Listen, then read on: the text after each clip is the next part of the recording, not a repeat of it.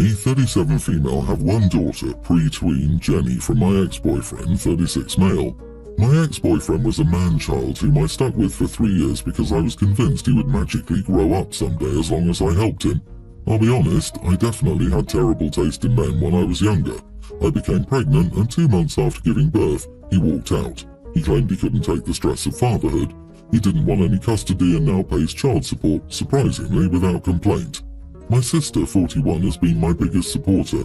She has a wonderful husband she's dated since high school and they have 4 kids. Something pretty common was when we were in our teens and 20s, I'd date jerks. Then I'd run to her whenever they did something stupid or hurtful. Of course, she told me to break up with them, but my stupid younger self always ran back.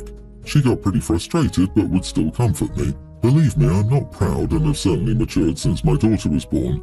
A couple of times she would introduce me to some very nice guys. I even went on a couple of dates, but for some reason I only felt attracted to rude idiots with crappy haircuts. Please don't ask what was going through my head. I literally have no idea. I still feel embarrassed thinking about it. My sister and her husband got married pretty young, so they couldn't afford a nice honeymoon. They've been saving for years and finally booked a 2-week stay in some tropical resort. She's very happy. One of her kids is in an out-of-state college, so she wanted to avoid asking him to watch his siblings along with attending school. Plus, they aren't exactly rich and can't afford a long-term nanny or whatever. I agreed to watch the other kids. They're not toddlers or brats. They're well-behaved, so it's no big deal to me. I was happy to do it. After my daughter was born, I went on 1 or 2 dates, but nothing serious. Recently, I met this really nice guy at work. It was my sister who introduced him to me. We all work in the same huge office building, just different departments. We had some shared hobbies and started talking during our breaks. We spent at most 10 minutes together at a time. He finally asked me on a date. Strangely enough, after about 30 minutes, I couldn't stop sneezing. At first, I just thought it was allergy season. We went out several times after that and the same thing happened. Once, I accidentally took his jacket home. My daughter got sick too. I felt pretty stupid for not asking earlier, but he finally mentioned how he has 4 cats who he loves. Both me and my daughter are severely allergic to cats. Wearing fresh clothes only helped a little. Finally, after a month, I broke up with him. He offered that we could try a few different things, like prescription allergy pills or something. I apologized and said it would be better if we both went our own way.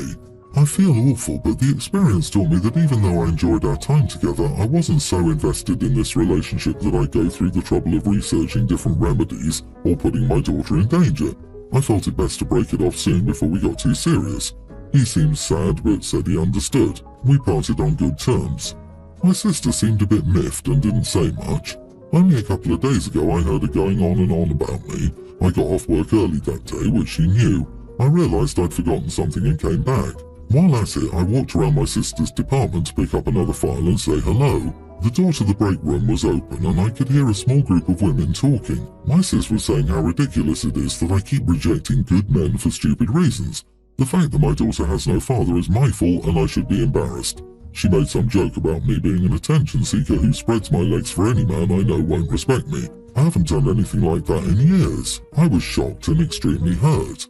I stormed out and texted her that I would no longer babysit her kids for the vacation. She got desperate and kept apologizing and begging to talk. I've just been ignoring her. My mom said that what she said was wrong, but it's not fair to ruin her second honeymoon she's been waiting for so long. Mom is very old and currently has lung cancer. She's in no state to babysit anyone's kids. Some of my friends mentioned that my sister did deal with my idiot exes for a long and frustrating amount of time. I should cut her some slack. She has helped me in the past. The honeymoon starts only the day after tomorrow, and I've heard she still can't find a good babysitter she could afford. I'm starting to feel bad because she seems so desperate and sad. Am I the idiot? Edit to clarify we do work in the same company. Your sister is saying this to people in your workplace. You are not the idiot. She wasn't letting off steam with her friends or family who might understand the background and not take it all at face value. She was bad-mouthing you at work to people you must see and interact with daily. People who don't know your private life and haven't seen you grow up. This has the serious possibility of messing with your career and income. This could open you up to workplace harassment. This reputational damage could hurt your prospects in this company. Exactly. A lot of people don't realize the gravity of the situation. This isn't just workplace gossip. This co-worker is a close family member who openly talks about intimate details and past bad decisions. This could give OP a bad reputation that could create a hostile work environment and cause bias, which may stunt their career development. Plus, the vulgar language used. Knowing people at work will be looking at OP picturing her having intimacy. Sorry, no babysitter for you. Tell mom exactly what language sister said. See how sympathetic she is to her then. It seems like the sister was only desperate to apologize to you because she needed a babysitter. Like, if she didn't have this honeymoon planned and needed someone to watch her kids, would she have apologized so quickly? Or would she have doubled down? Exactly, I'm getting the vibe they're gossip mongers and the sister is saying what she did for clout with her catty friends. If she was my sister, I'd be going no contact, at least for a long while. Horrible her sister did that. Sounds like she's used to the abusive treatment from men because her sister and parents do it to her. I hope she at least gets an apology from her. And OP won't be ruining her sister's honeymoon by not babysitting. Her sister is ruining it by being an attention seeker who opens their mouth to anyone. Update. Am I the idiot for ruining my sister's honeymoon over what she said? I haven't gone back to my old dating habits for years now. I've had a good professional therapist for 6 years, and she's really helped me work through the issues that caused me to act like that. About a year into therapy, I sat down with my sister and apologized for constantly dumping my issues onto her and then proceeding not to follow her advice. We even had a therapy session together where she said she forgave me. I thought it brought us a lot closer. I asked her about it a few times during the next few years, and she said she'd moved on and was fine. I'm not angry about her feelings. She's entitled to her emotions. I wish she'd discussed it with me or tried to explain how she felt. I love her and would have been happy to have a heart-to-heart. I'm just very hurt that she'd gossip and insult me to our co-workers, most of whom don't even know me personally that well. Plus, the way she put it made it sound like I was still doing that crap when she knows damn well that was years ago. I know I'm not perfect, but that crossed the line. I regret lashing out the way I did now that I've cooled down. However, I'm still furious with her. At the end of the day, she's still my sister, no matter how hurt I feel, and I want to work through this and at least try to stay in each other's lives. I've decided to babysit the kids. My brother-in-law and her have planned this trip for years, so they've earned it. I love my niece and nephews, and I planned a few fun activities for us that I don't want to miss. It's for them, not her. It's good that she'll be gone for the next couple of weeks soon. I'll have time to get all my thoughts in order and figure out how to express what I want to say. Oh boy, what she did is unforgivable. You work with those people. What the heck? I mean, would she really want the slut she described looking after her kids? I'm so mad that you're still babysitting. Not only would I have rescinded the offer, but I would have also reported her to HR for harassment. She's not sorry for what she said. She's sorry she got caught. Oh, wake up. She was talking crap at your mutual workplace. She is downplaying your and your daughter's actual medical condition. I have severe cat allergies and treatment isn't cheap. So instead of sacrificing your discomfort and putting him in a position where his cats, whom he loves, might be a problem, she isn't acknowledging your growth. You even sat down with her to apologize and she's still acting like this? She is the idiot. Honey, your family's expectations that you continue taking care of someone who abused you might be part of why you kept running back to all those losers. My wife, 34, and I, 32 male, have a toddler son. He's a curious and smart little boy, but he doesn't talk. I know he can speak, but he does it very sparsely. He can go days in a row without saying anything. It's very concerning to me, especially since he doesn't have hearing problems and can communicate non-verbally, e.g. he makes faces, claps, thumbs up, down, shakes his head, etc. I've spoken to my wife about this. She thinks he takes after her. My wife is a quiet, reserved woman with a low, soft voice. She's never the first to speak up and doesn't socialize with anyone unless they initiate it. Our house is very quiet as well. I make about 90% of the noise. My son started attending preschool this year, and his teacher has expressed the same concern. She suggested I take him to a speech therapist. I talked it over with my wife and we took him to our pediatrician. He said quite a few words and passed the hearing test again. The doctor doesn't think there's anything wrong, but gave us a referral for further evaluation.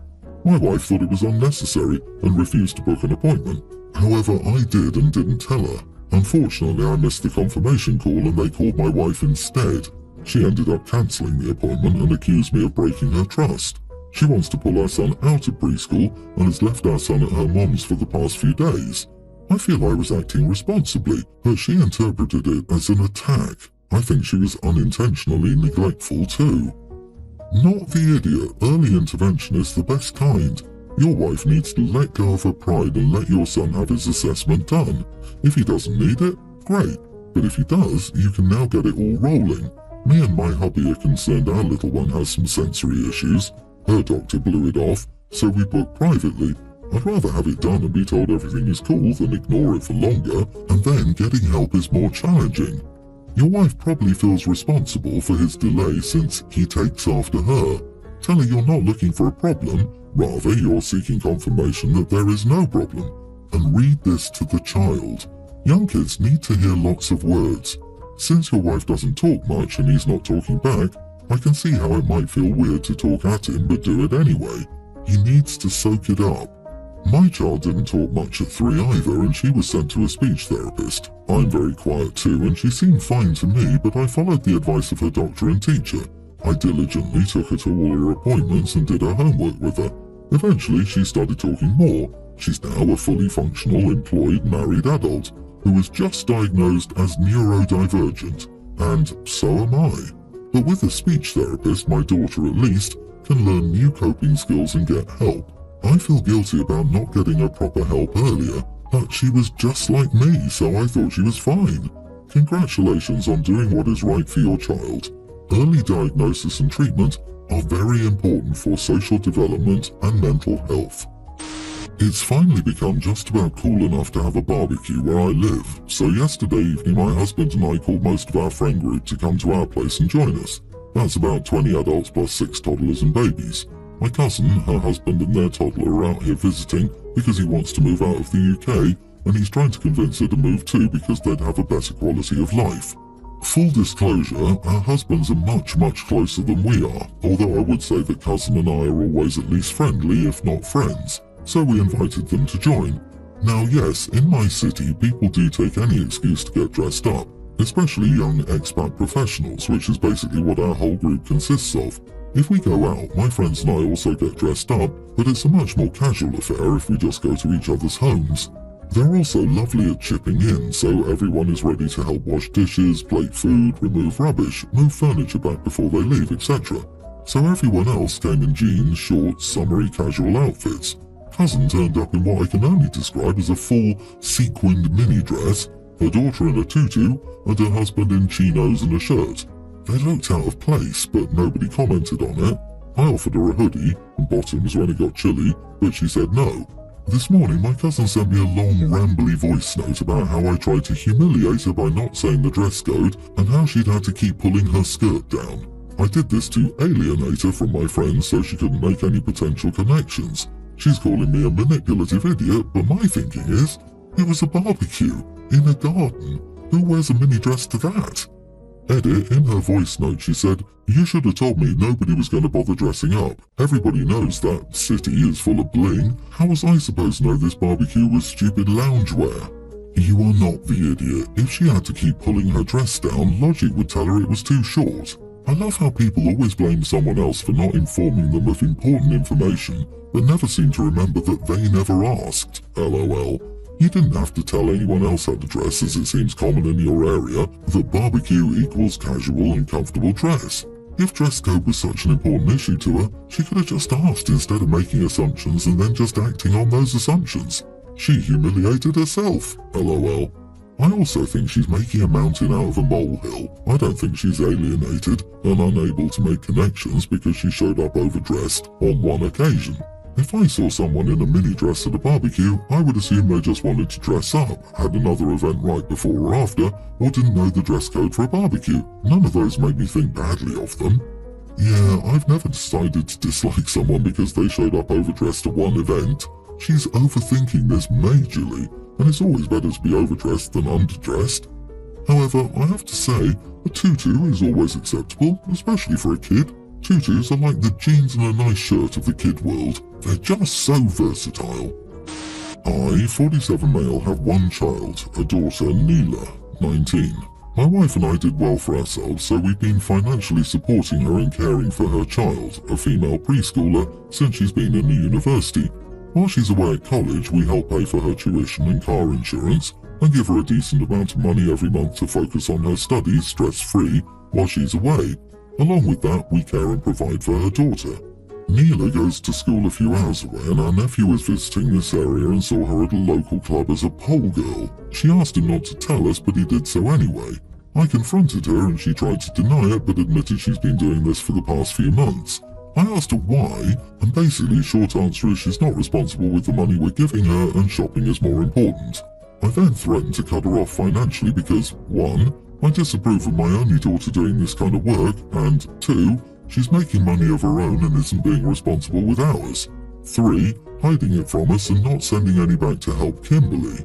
She began to cry and begged me not to. She said it wasn't fair that she was an adult and could do as she pleased but still needed help. My wife thinks I'm being too harsh and that we should give her a smaller amount of money each month. Am I the idiot? You are the idiot, and you should really take a step back and look at the whole picture that the last 19 years of parenting have created for your daughter. She got pregnant as a young teen. You take over all financial and active care of the child and then just free your daughter from any and all responsibility and then send her off to school and throw more money at the situation. Now you're shocked she's an exotic dancer? Barring some crazy stuff that happened to her that you've not filled in for context, you and your wife do not sound like productive parents. I disagree. OP's daughter is an adult, and it's been a privilege for her to receive the help she had. I wish I had that support.